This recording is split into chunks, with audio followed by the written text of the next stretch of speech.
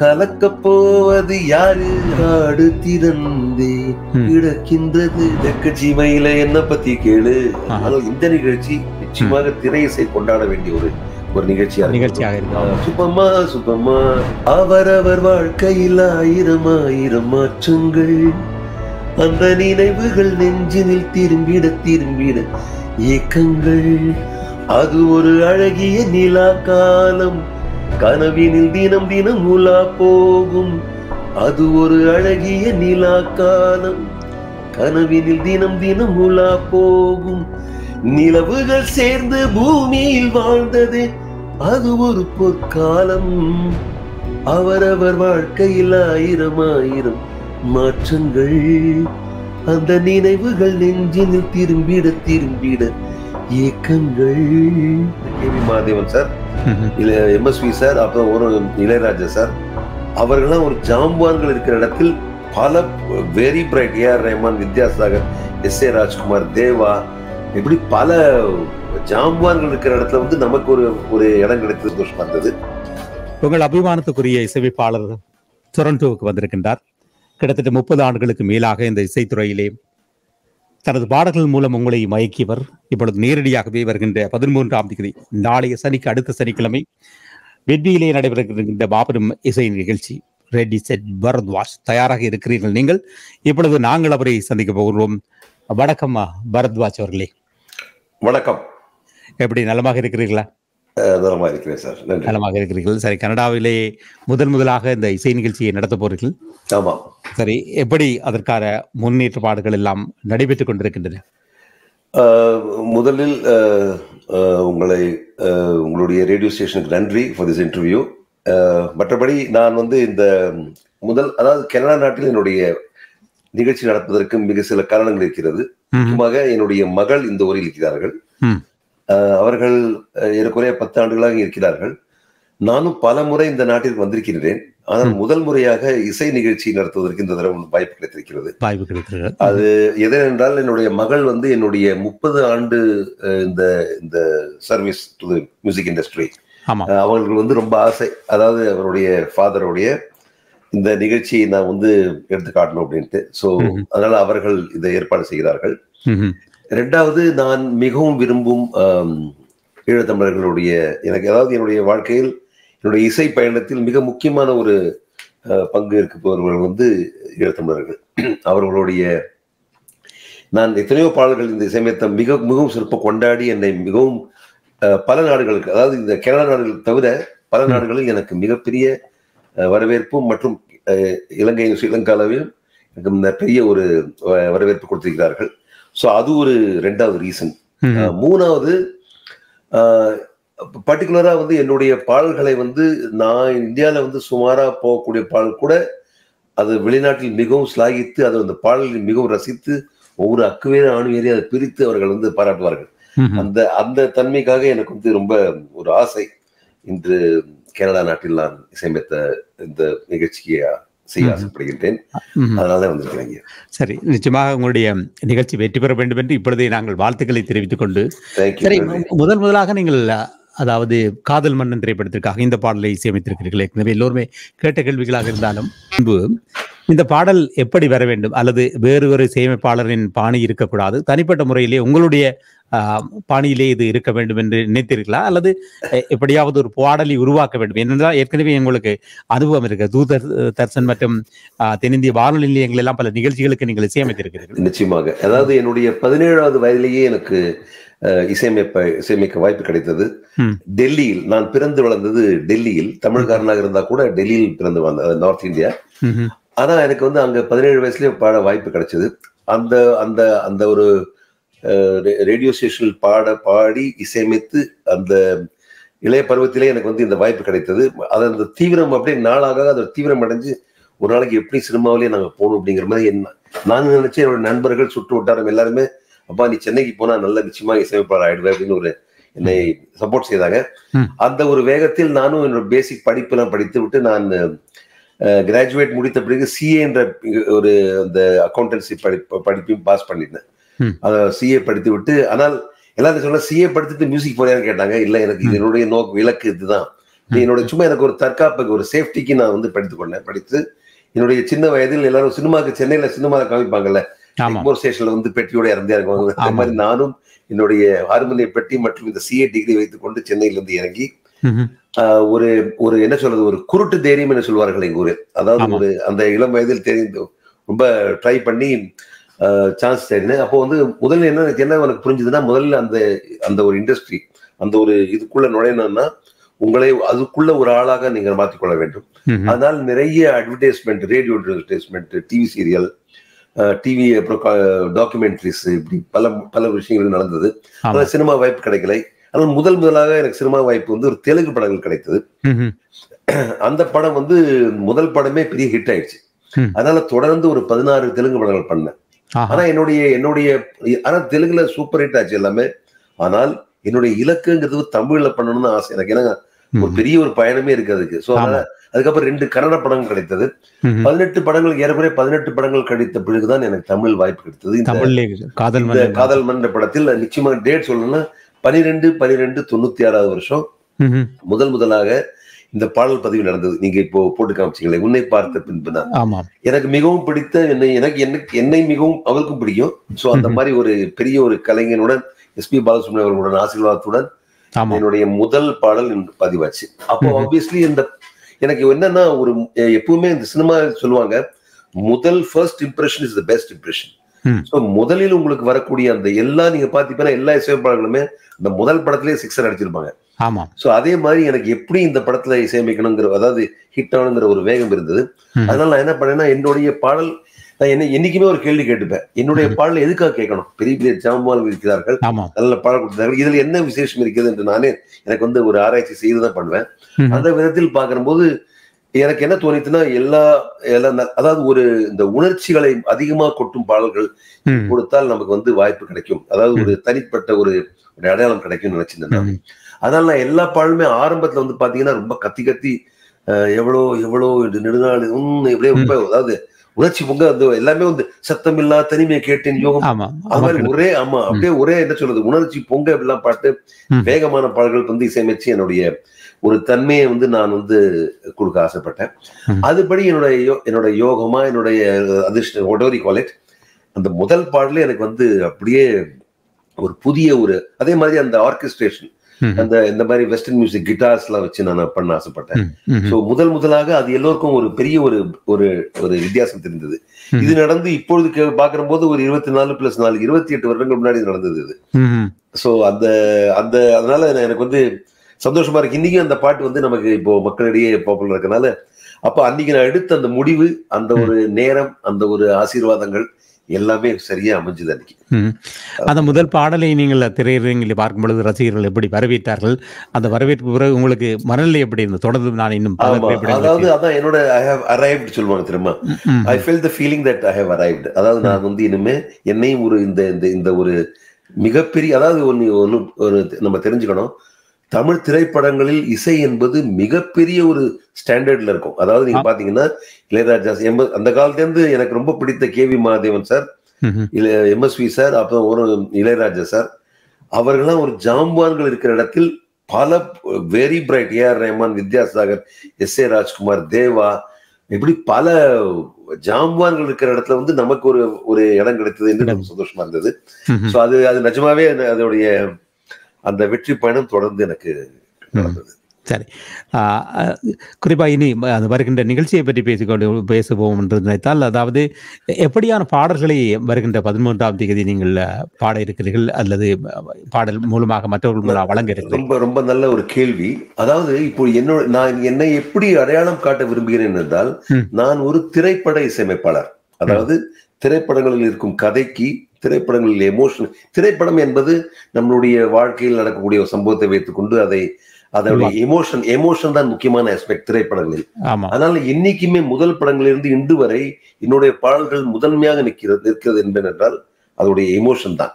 அந்த பாடலில் எனக்கு என்ன எதுக்காக பாடுறோம், ஒரு பாடலை கேட்கிற போது நமக்கு நிச்சயமாக உணர்வுகள் தூண்டப்பட வேண்டும்.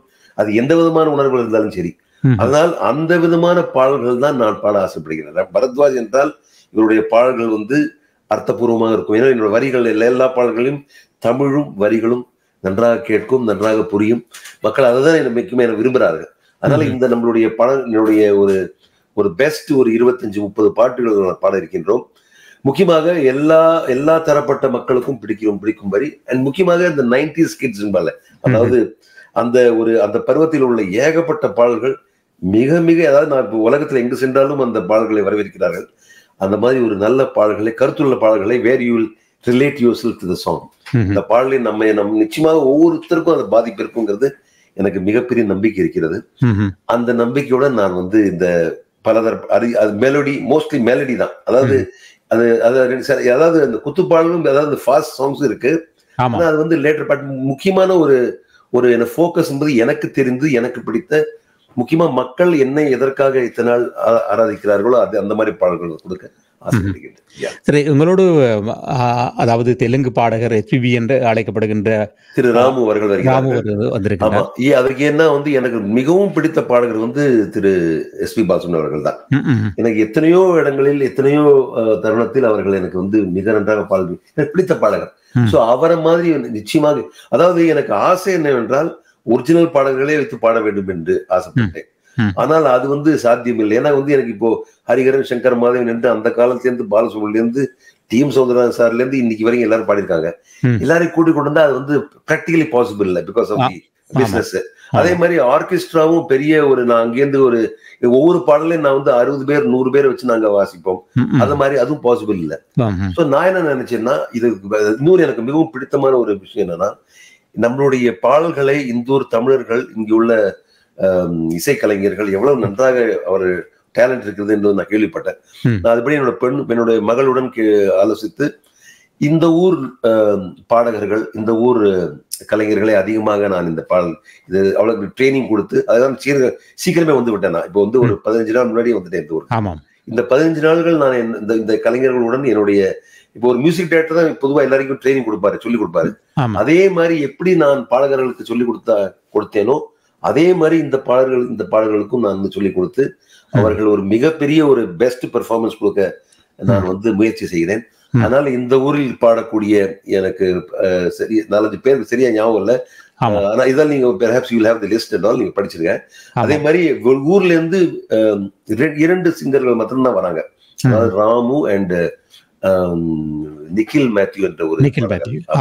இப்போ அதாவது எனக்கு என்ன ஒரு நம்பிக்கை என்றால், ஒரு இசையமைப்பாளராக நான் எத்தனையோ பேரை பாட வச்சிருக்கேன், எவ்வளோ பேரை இத்தனை வாழ்க்கையில் உள்ள எத்தனையோ பாடல் பாடிச்சிருக்கேன். நிச்சயமாக இவர்களுடைய பெர்ஃபார்மன்ஸ் அவுட்ஸ்டாண்டிங்கா இருக்குங்கிற அந்த நம்பிக்கை இருக்கு. தவிர என்னுடைய பாடலை முழுமையாக கொடுக்க ஆசைப்படாத என்னை விட யாருக்கு பொறுப்பு இருக்கும். அதனால நிச்சயமாக ஒரு பொறுப்போட இந்த இசை நிகழ்ச்சி ஒரு பொறுப்போட தான் நான் செய்யறேன். இது எனக்கு பேருக்கோ பணத்துக்கோ நான் செய்யல. இந்த நிகழ்ச்சி மக்களை கவர வேண்டும், மக்களை மகிழ்விக்க. அதுதான் எனக்கு இப்போ இந்த நேரத்தில் பணமோ புகழோ எனக்கு எந்த ஒரு அதாவது அடிஷனல் இது கிடையாது எனக்கு. சோ இந்த ஒரு என்னோட மகள் இருக்கின்றாங்க, ஆரம்பி சொன்ன மாதிரி மகளுக்காகவும் ஃபேமிலிக்காகவும் எங்களுடைய ரசிகர்களுக்காகவும் நான் செய்ய ஆசைப்படுறேன். சரி, உங்களுடைய மகள் ஜனனியும் பாடுவதாக தெரிவிக்கப்பட்டது. அவர் எவ்வளவு இசைத்துறையிலே எவ்வளவு தூரம் காலம்? அவர்கள் ஐயா என்ற படத்தில் 2005 அவர்கள் ஸ்கூல்ல படிக்கிற போதே அவங்களுக்கு இந்த ஐயாங்கிற படத்தில் அந்த நயன்தாரோடைய முதல் பாடல் கத்திரி பத்திரி கத்திரிக்கா என்ற அந்த பாடலை பாடினார்கள்.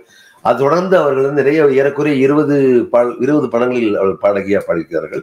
முக்கியமாக சொல்ல போனால் பள்ளிக்கூடத்தில் இந்த நிமிடம் இப்படியே தொடராதா அந்த அருமையான பாடலை அவர் பாடிக்கிறார்கள். அது தவிர அசல்ங்கிற படத்தில் தொட்டோடை என்று பல பாடல்கள் பாடுகிறார்கள். அவர்களும் இந்த நிகழ்ச்சியில் முக்கிய பங்கு பெறுகிறார்கள். சரி, குறிப்பாக அவருடைய பாடல்கள் என்று பார்க்கும் பொழுது எந்த பாடல்? ஐயா திரைப்படத்தில் இடம்பெற்ற பாடலா அல்லது பள்ளிக்கூடம் திரைப்படத்தில் இடம்பெற்ற பாடலா அவர் பாட போகிறார்? குறிப்பாக அவர்கள் ஏறக்குறைய பள்ளிக்கூடம் பாடலையும் பாடுகிறார்கள், ஐயா துறை பாடல் பாடுகிறார்கள். மற்ற சில பாடல்களும் தொட்டோடை என்ற ஒரு அசல் என்ற படத்தில் பாடுகிறார்கள். தவிர இன்னொரு சில நல்ல பாடல்களும் பாடுகிறார்கள். சோ ஏறக்குறைய ஒரு 30 பாடல்களை இவர்கள் அனைவரும் சேர்ந்து, அதாவது ஏறக்குறைய 10 பாடல்கள் இருக்கிறார்கள் இவர்களை தவிர. நானும் என்னுடைய பாடல்கள் பாட இருக்கின்றேன். சோ முக்கியமாக இன்னொரு ஒரு நல்ல ஒரு அம்சம் என்னவென்றால், ஒரு இசையமைப்பாளரோட கண்ணோட்டத்தில் இந்த பாடல் எனக்கு தெரிந்து இதுதான் முதல் முறையாக இந்த கனடா மண்ணில் முதல் முறையாக ஒரு இசையமைப்பாளர் கண்ணோட்டத்தில் பாடல் கட்சி நிகழ்வுகளும் என்று நினைக்கின்றேன். ஏனென்றால் either you see the very big shows of A.R. Rahman, Ilaiyaraaja, ஒரு 1000 அடி தள்ளி அவங்க அங்கே பாடி அவங்க பாடிட்டு போயிடுவாங்க. ஆனால் முதல் முறையாக நான் இந்த நிகழ்ச்சியில் ஒவ்வொரு பாடலும் எப்படி இசையமைத்தேன், ஏன் அமைத்தேன், அது ஏகப்பட்ட கதைகள், ஏகப்பட்ட அதாவது இந்த மியூசிக்கல் விஷயங்கள் அல்லது அது நடந்த சம்பவங்கள், அப்புறம் ஒரு பாடலே நான் வந்து அங்க வந்து ஒரு எப்படி நான் இசையமைக்கிறேன் அப்படின்னு அதை டெமான்ஸ்ட்ரேட் பண்ண போறேன். பாடல எப்படி நான் இசையமைக்கிறேன், ஒவ்வொரு பாடல்களுக்கும் எப்படி பாட சொல்லி கொடுப்பேன், இசைக்கலைஞர் எப்படி அந்த பாடல்கள் எப்படி உருவாகியது, உருவாக்கத்தை முக்கியமாக ஒரு 15 நிமிடங்கள் நான் இந்த நிகழ்ச்சியில வந்து என்னுடைய ரசிகர்களுக்கு நான் அதை செய்ய ஆசைப்படுறேன். சோ முக்கியமாக இது ஒரு இசையமைப்பாளருடைய கச்சேரி. எனக்கு தெரிஞ்சு இப்போ நான் சமீபத்தில் பார்த்தபோது நிறைய சின்ன குழந்தைகள் நிறைய யாரெல்லாமோ வராங்க ஊர்ல இருந்து, டிவியில பாப்புலர் ஆகிறாங்கலாம். சோ அவளுக்கு எனக்கு ஒரு சில சந்தோஷம் என்னன்னா, நீங்கள் உங்களுடைய அந்த இங்குள்ள தமிழர்கள் வந்து தமிழ் இசை எவ்வளவு கொண்டாடிகள் என்று தெரியுது. அதாவது ஒரு சின்ன ஒரு டிவியில ஒரு போட்டியில வந்த ஒரு குழந்தைகளை கூப்பிட்டு இங்க வந்து இங்க நல்ல அவருக்கு வாய்ப்பு கொடுக்கிறார்கள், அவர்களை உற்சாகப்படுத்துகிறார்கள். ஸோ அப்படி இருக்கும் இந்த பொழுதில் ஒரு இசையமைப்பாளராக நான் 30 வருடங்களாக அனுபவித்திருந்து என்னுடைய இசைத்துறையை முழுமையாக இவருக்கு நான் ஒரு என்ன சொல்றது ஒரு டெமான்ஸ்ட்ரேட் செய்ய வேண்டிய ஆசை இருக்கிறது. அது நிச்சயமா ஒரு புது அனுபவமா இருக்கும் அவர்களுக்கு. அந்த விட்பியிலே நடைபெற இருக்கிற அந்த வாட்டர் ஸ்ட்ரீட்ல இங்கே இருக்கின்ற அந்த அரங்கம் கூட மிக சிறப்பான ஒரு அரங்கமா இருக்கும் என்று சொன்னால், அங்கே இருக்கிற ரசிகர்கள் மேடைக்கு அருகாமையிலே இருக்க போறார்கள். எனவே அதுதான் இப்போ ஒரு பெரிய நிகழ்ச்சி என்றால் ஒரு பெரிய நான் நிறைய நிகழ்ச்சி நடத்திருக்கேன் வெளிநாட்டுல ஊர்லயும். ஆனால் அதெல்லாம் வந்து ஒரு 1000-2000 அடி தள்ளி ஒரு பள்ளி இருப்பார்கள், அதான் கனெக்டே இருக்காது. இதில் முதல் முறையாக நீ கவனிப்பீர்கள், நான் எல்லோரோடமும் மிக நெருங்கி, அதாவது டிஸ்டன்ஸ்லயும் கம்மி, அப்புறம் அந்த சப்ஜெக்ட்லயும் ரொம்ப நெருங்கி, ரொம்ப வித்தியாசமான ஒரு அனுபவம் நிச்சயமா நம்புகிறேன். அதனால நான் வந்து அதிகமா வந்து நிறைய இந்த பெரியோர்கள் எல்லா ஆட்களும் வர ஆசைப்படுறேன். பொதுவா இந்த நிகழ்ச்சிக்கெல்லாம் பொதுவா அந்த யங்ஸ்டர்ஸ் எல்லாம் போய் அந்த டான்ஸ் ஆடுறது அப்படி அதெல்லாம் அது ஓகே. ஆனால் இந்த நிகழ்ச்சி நிச்சயமாக திரை இசை கொண்டாட வேண்டிய ஒரு நிகழ்ச்சியாக இருக்கு. ஆமா, நிச்சயமாக முதல் முறையாக. ஆமா, இளைஞர்கள் எல்லாம் இருப்பார்கள். அப்பொழுது அவர்கள் எல்லோருக்கும் பாடல்கள் இருக்கிறது, அதாவது ஓப்போடக்கூடிய சந்தர்ப்பம் இருக்கிறது. அது இருக்கு ஜெமினி திரைப்படத்தில் நிச்சயமாக. அதாவது மக்களுடைய ரசனைகள் வந்து எல்லா விதமாக இருக்கும். அப்படி பார்க்கும் பொழுது என்னுடைய கூத்து பாடல்கள் ஃபாஸ்ட் சாங் சொல்லுவாங்கல்ல, ஓப்போடு, சிரிச்சு வந்தா சின்ன தானாட்டோ, மே மாதம் 98 மேஜரானேன்னு, தெற்கு சீமையில என்ன பத்தி கேளு, அது தீபாவளி தளத்து, இப்படி நிறைய பாடல்கள், சுப்பம்மா அப்படி பாட்டு, ஏகப்பட்ட பாடல்கள் இருக்கு. அது தவிர என்னோட மெலோடியஸ் ஹிட்ஸுக்கு கேட்கவே வேண்டாம், ஒரு வார்த்தை கேட்க ஒரு வருஷம் காத்திருந்தேன், சத்தமில்லா தனிமை கேட்டு, உன்னோடு வாழாத வாழ்வு என்ன வாழ்வு, ஒரு வார்த்தை கேட்க ஒரு வருஷம் காத்திருந்தேன், ஆட்டோகிராஃப் படத்திலிருந்து ஒவ்வொரு பூக்களுமே போடுமே, அது நிறைய பாடல்கள். அதாவது நீங்க ஆச்சரியப்படுவீங்க. இன்னொரு என்ன ஒரு விஷயம்னா, ஒரு பொதுவாக நான் என்னோட துறையில் அதிகமா என்ன வந்து நான் ரேடியோ பப்ளிசிட்டில வராம இருந்தால் நிறைய பேருக்கு என்னோட பாடலை தெரியும், ஆனால் எனக்கு தெரியாது. அந்த மாதிரி ஒரு சிச்சுவேஷன் இருந்திருக்கிறது வரையில். ஆனால் நான் இப்பொழுது முழு மூச்சாக இனிமே மேடையில தான் பாடணும், அதாவது மேடையில ஆசைப்படுறேன். ஸோ இன்ஃபேக்ட் என்னுடைய உலக சுற்றுக்கு ஒரு முதல் நிகழ்ச்சியாகவே நான் இதை கருதுறேன். இந்த நிகழ்ச்சி என்னோட ஆரம்பமாகிறது. ஸோ முக்கியமாக எல்லா விதமான பாடல்களும் கிடைக்கும் இருக்கும்.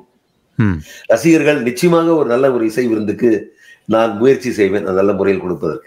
ஆமா, குறிப்பாக அந்த ஆட்டோகிராஃப் திரைப்படத்திலிருந்து ஒவ்வொரு பூக்களும் என்றது பாடல் ஈழத்தமிழர்கள் எப்பொழுதாவது கொஞ்சம் அதாவது மனம் குன்றி போய் குறைந்து லெவல்ல இருக்கும் பொழுது அந்த பாடலை அடிக்கடி நாங்களும் ஒளிபரப்பு செய்வோம். அவர்கள் கூட அந்த பாடலை தான் கேட்டு மன திருப்தி அடைகிறார்கள், அதோடு உற்சாகம் அடைவதற்காக அந்த பாடல். அதே போல பாண்டவ பூமியிலும் நீங்கள் பாடிய ஒரு பாடல் இருக்கு, அவரவர் வாழ்க்கையில் 1000 மாற்றங்கள். அந்த பாடலும் கூட எம்மோர் மத்தியிலே எங்களுடைய வாழ்வோடு அது சம்பந்தப்பட்ட பாடலாக இருக்கிறது. எனக்கு அது தெரியும், நிறைய நான் கேள்விப்பட்டிருக்கேன். அதெல்லாம் தான் எனக்கு ஒரு பெருமை. அதாவது நீங்க பாருங்க, ஒரு படத்திற்கு இசையமைப்பாளனாக என்னை அப்பாயிண்ட் செய்கிறார்கள். நான் அந்த படத்திற்கு பாடல் இசையமைத்தது போக அந்த திரையரங்குகளுக்கு வெளியே மக்களின் ஒரு மனதிற்குள் இவ்வளவு தூரம் போனதுக்கு வந்து எனக்கு மிகப்பெரிய ஒரு சந்தோஷத்தை கொடுக்கிறது. அதனாலதான் நான் என்னைக்குமே சொல்வேன், இந்த பாடல்ல வந்து வரிகள் ரொம்ப ரொம்ப முக்கியம். அந்த வரி இசை கவிஞர்களுடைய அந்த பாடலாசிரியோட வரிகள் ரொம்ப ரொம்ப முக்கியம். அவர்கள் தான் நான் ஓப்பனா சொல்ல போனோம்னா எல்லா பாடலுமே கூட்டு முயற்சி தான். அதாவது நான் வந்து முதல்ல அதுக்கு இசையமைப்பேன், ஒரு நெட்டு போடுவேன், அதை மெட்டு போட்டு அதற்கு அவர் கவிஞர் பாடலாசிரியர்கள் வரிகள் கொடுப்பார்கள். ஆனால் அந்த வரிகள் எவ்வளவு தூரம் தாக்கம், இப்போ வந்து ஒவ்வொரு பூக்களுமே என்ற வழிகள் விஜய் எழுதியிருக்கிறார்கள். ரொம்ப அருமையா வந்து அவர் வந்து அவருடைய அந்த கண்ட்ரிபியூஷன் எவ்வளவு அழகா இருந்திருப்பாருங்க. அதை நான் ஒரு அடுத்த லெவல் கொண்டு போது என்னோட பொறுப்பு. அதாவது அந்த சரியான பாடகியை செய்து அந்த பாடலுக்கு சரியான ஒரு நல்ல ராகத்தில், உதாரணத்துக்கு இந்த பாடல் வந்து சிந்து பெரிவ் என்ற ராகத்தில் இசையமைக்கப்பட்டிருக்கிறது. நான் இப்போ ஒரு சின்ன விஷயம் சொல்லணும்னா, பொதுவா சினிமா பாடல் வந்து தத்துவ பாடல் எல்லாமே ஆண் குரல்லே இருக்கும் தமிழ் சினிமால. பெண் குரல்ல கிடையவே கிடையாது, அது குறைவா தான் இருக்கும். ஆனால் அந்த பெண் குரலில் முதல் முறையாக சேரன் டைரக்டர் சேரன் வந்து எனக்கு வந்து ஒரு வாய்ப்பு கொடுத்தாரு. அப்போ நான் யோசனை பண்ணேன், எந்த குரல்ல தன்மையான ஒரு ராகத்தில் இசையமைக்க வேண்டும், அதாவது it should affect the thing. அப்போ சிந்து பெரிவ் என்ற ராகத்தில் நான் இந்த பாடலுக்கு இசையமைத்தேன். அது தவிர அதற்கு வந்து சரியான பாடகி, நல்ல குரல் வழு சித்ரா அவர்களை அழைத்து பாட வைத்தேன். அவர்களுக்கு இந்த பாடலை சொல்லிக் கொடுத்து அவர்கள் அந்த சரியான எமோஷன் வர வரைக்கும், மியூசிக் டைரக்டர் வேலையா தானே, நாங்க தான் ஒரு பாடகர்களுக்கு அந்த பாட்டு சொல்லிக் கொடுத்து அவர்கள் அதை பாடுகிறார். எப்படி இசைக்கலைஞர்களுக்கு என்ன வாசிக்க வேண்டும் என்று சொல்லிக் கொடுக்கிறோமோ அதே மாதிரிதான் பாடகர்களை கூப்பிட்டு அவர்களுக்கு ஒவ்வொரு லைன் பை லைன் சொல்லிக் கொடுத்து அந்த வேறும் வர வரைக்கும் நாங்க அதை பண்ணுவோம். பாடல்களின் பிரம்மா என்றால் அவர் இசையமைப்பாளர் தான். நிச்சயம் அவர்கள் தான். ஆனா அது என்னன்னா அதிகமா தெரியல, வெளியில வந்து பாக்கும்போது இப்போ இந்த மாதிரி இந்த நிகழ்ச்சிகளுக்கு நாங்க வரது கிடையாது இல்லையா அதிகமா. அந்த ஒரு விஷயத்திற்காகவும் நான் வந்து அதாவது நான் மட்டும் இல்ல, என்னுடைய இசையமைப்பாளருடைய இந்தியாவுடைய இசையமைப்பாளர் சார்பாகவே நான் இந்த இசை நிகழ்ச்சி நடத்த நினைக்கிறேன். ஒவ்வொரு படைகளுக்கும் எல்லாம் எவ்வளவு யோசனை, எவ்வளவு முயற்சி, எவ்வளவு invention. Every song is a new invention actually. ஒவ்வொரு பாடலும் பாடும் பொழுது எவ்வளவு நம்ம முயற்சி மெனக்கிடுறோம், எவ்வளவு நாங்கள் முயற்சி செய்கிறோங்கிறது வந்து அதை முழுமையாக அந்த கதையை கேட்டதான் புரியும். சோ அந்த மாதிரி விஷயங்கள் நான் சொல்ல ஆசைப்படுறேன். சரி, அதோடு இந்த பாண்டவர் பூமியிடம் திரைப்படத்தில் இடம்பெற்ற அந்த பாடலை ஒரு வரிகள் உங்களுடைய குரலில் நேரடியாக எமது நேயர்களுக்காக வழங்க முடியுமா இந்த வேளையில்? நிச்சயமாக. அவரவர் வாழ்க்கையில் ஆயிரம் ஆயிரம் மாற்றங்கள், அந்த நினைவுகள் நெஞ்சினில் திரும்பிட ஏக்கங்கள். அது ஒரு அழகிய நிலா காலம், கனவினில் தினம் தினம் உலா போகும். அது ஒரு அழகிய நிலா காலம், கனவினில் தினம் தினம் உலா போகும். நிலவுகள் சேர்ந்து பூமியில் வாழ்ந்தது, அது ஒரு பொற்காலம். அவரவர் வாழ்க்கையில் ஆயிரம் ஆயிரம் மாற்றங்கள், அந்த நினைவுகள் நெஞ்சினில் திரும்பிட ஏக்கங்கள். நிச்சயமாக மிக அருமையாக பாடியிருக்கிறீர்கள். அந்த பாடல்களையுமே, அதாவது ஆட்டம் போடுகின்ற பாடலாக இருந்தாலும் சரி, அல்லது காதல் பாடல்கள் இருந்தாலும் கூட இப்படியான பாடல்களையும் நிச்சயமாக ரசிகர்கள் விரும்புவார்கள். அந்த பாடல்களையும் வழங்க இருக்கிறீர்களா? நிச்சயமாக. அதாவது நீங்க பாத்தீங்கன்னா எனக்கு வந்து அது பெரிய ஒரு அதிர்ஷ்டம், ஒரு யோகம் தான் சொல்லணும். எப்படி என்றால், எங்களுக்கு திரைப்படங்களில் அந்த வாய்ப்பு கிடைக்கணும். ஸோ எனக்கு வந்து சேரன், தங்கர் பச்சன் மாதிரி ஒரு நல்ல, அதாவது உணர்வுபூர்வமா தமிழ் மொழியை ஒரு முன்னிலைப்படுத்தி தமிழ் நம்மளுடைய கலாச்சாரத்தில் வந்து பள்ளிக்கூடம் என்ற படத்தில் மீண்டும் பள்ளிக்கு போகலாம் என்ற பாடல். அதே மாதிரி 9 ரூபாய் நோட்டுன்னு ஒரு படம், அதுல ரொம்ப அழகான பாடல்கள் வரும். அது அதே மாதிரி மார்கழியில் குளித்து பாருங்க. இப்போ ஒரு பேப்பர்ல வெறும் நீங்க படித்தால் கூட அதுக்கு இதற்கு முடியாது. அது மார்கழியில் குளிச்சு பாரு, குளிர் பழகி போகும். இதுக்கு வந்து இந்த பாடல்னால் ஏகப்பட்ட இந்த கதைகள் இருக்கிறது.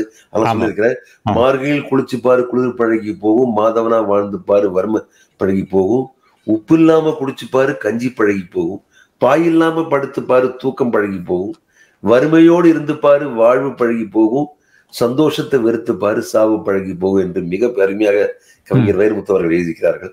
இந்த பாடலை எளிமையான இசையமைத்து இந்த பாடலுக்கு வந்து நிறைய அதாவது அவார்ட்ஸ் கிடைத்திருக்கிறது. சோ அந்த மாதிரி தத்துவ பாடல்கள் இருக்கிறது. அப்புறம் தோழா தோழா கனவு தோழ ஒரு, அதே மாதிரி சிங்கம் என்றால் எம் தந்தை தான், செல்லம் என்றால் எம் தந்தை தான் என்று ஒரு அந்த மாதிரி ஒரு பாடல் இருக்கு. ஸோ உணர்வு பூர்வமான ஒரு 5-6 பாடல் இருக்கிறது. காதலை வெளிப்படுத்து, உன்னை பார்த்த பின்பு நான் இல்லையே, எனக்கென ஏற்கனவே பிறந்தவளை உள்ளோ என்ற பாடல். ஒரு வார்த்தை கேட்க ஒரு வருஷம் காத்திருந்தேன் அப்படின்னு பாடல். உன்னை பார்த்த, உன்னோடு வாழாத வாழ்வென்ன வாழ்வென்ற பாடல். இப்படி அதாவது அந்த லவ் சாங்ஸ் நிறைய இருக்கு. அது தவிர கிளாசிக்கல் ராகா பேஸ்ட், அதாவது நம்மளுடைய பாரம்பரிய நம்மளுடைய ராகத்தில் அடிப்படையான பாடல்கள் சிலது ஆசைப்படுறேன். முக்கியமாக திருட்டு பேலை என்ற படத்திலிருந்து தையத்தா தையத்தா என்று மிக மிக அருமையான எனக்கு பிடித்த பாடல் தையத்தா, அந்த மாதிரி பாடல். இது ஒரு பக்கம் இருக்க. அப்படியே வந்து யங்ஸ்டர்ஸ் ஆடுறதுக்கு, அதாவது ஒரு குதூகலப்படுத்துறதுக்கு ஓப்போடு உங்களுக்கு தெரியும் உலகத்திலேயே எவ்வளவு பெரிய பாப்புலர் ஆச்சுன்னா அந்த ஓப்போடு சிரிச்சு வந்தாச்சுன்னா தானே. அதே மாதிரி இந்த ஹீரோ இன்ட்ரோடக்ஷன் வந்து என்னைக்குமே ரொம்ப முக்கியம். அதாவது இந்த படத்துல வந்து இந்த ஹீரோ இன்ட்ரோடக்ஷன்ங்கிறது கலக்க போவது யாரு அந்த பாட்டு இருக்கு, ரசூல் ராஜா அது பல நிகழ்ச்சிகளுக்கு முன் பாடலாக கூட தொலைக்காட்சிகளிலே அது இருக்கு. அதுல வந்து ஆழ்வார்பேட்டை ஆண்டவான் அவரை அதிகமா இது பண்ண வேண்டிய பாடல். அதுலயே ஒரு அழகான பாடல்கள் இருக்கு. காடு திறந்தே கிடக்கின்றது, மிக மிக மெலோடியா சாங்.